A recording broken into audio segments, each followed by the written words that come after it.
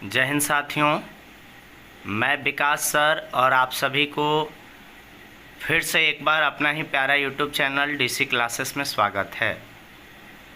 मैं विकास सर और आज क्लास 12 के विद्यार्थियों के लिए हिंदी काव्य खंड का चैप्टर 12 लेकर आए हैं, जिसका नाम है हार जीत। आज इस चैप्टर का हम लोग संपूर्ण लेखक परिचय और साथ ही साथ हम लोग इसका अर्थ भी समझेंगे।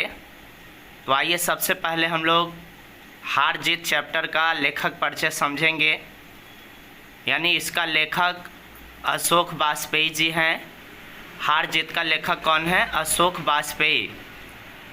इनका जन्म 16 जनवरी 1941 ईस्वी को दुर्ग छत्तीसगढ़ में हुआ था और ये मूल निवासी कहाँ के थे? तो आपको याद रखना है सागर एमपी का। इनके माता पिता का नाम यहाँ पर दिया हुआ है। माता का नाम निर्मला देवी और पिता का नाम परमानंद वाजपेयी, याद रखना है। इनकी शिक्षा की बात किया जाए तो अशोक वाजपेयी की प्रारंभिक शिक्षा हायर सेकेंडरी स्कूल सागर और सागर विश्वविद्यालय से ये बीए किए और सेंट स्टीफेंस स्कूल दिल्ली से इन्होंने एमए किया। पढ़ने लिखने के बाद इनका जो कार्य क्षेत्र है वो इस प्रकार दिया गया है। वृत्ति में यानी इन्होंने अशोक वाजपेयी ने भारतीय प्रशासनिक सेवा के अधिकारी रहे और महात्मा गांधी अंतर्राष्ट्रीय हिंदी विश्वविद्यालय के प्रथम कुलपति पद पर भी सेवानिवृत्त हुए। उसके बाद सम्मान की बात करेंगे तो फ्रेंच भाषा का officer of the order of arts and order ये 2005 में दिया गया।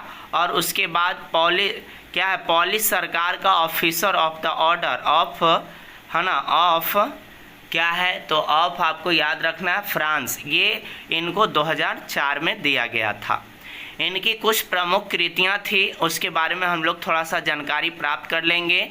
इनकी प्रमुख कृतियाँ में एक पतंग अनंत तक, तत्पुरुष, कहीं नहीं वहीं, थोड़ी सी जगह, घास में दुबका और आबिन्यो, समय के पास समय, उम्मीद का इशारा, उम्मीद का दूसरा नाम, है ना। ये सब के सब अशोक वाजपेयी की प्रमुख कृतियाँ थी। और अगर आपसे पूछा जाए कि हार जीत जो है ये किससे लिया गया है, तो ये हार जीत कभी नहीं वहीं ये कविता से लिया गया है।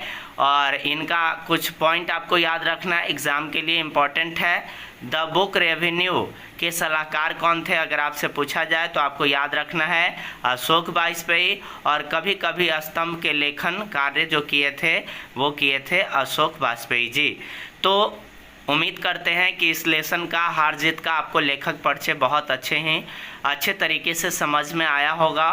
और इसका अर्थ हम लोग दूसरे वीडियो में देख लेंगे। तब तक के लिए आप सबको थैंक यू।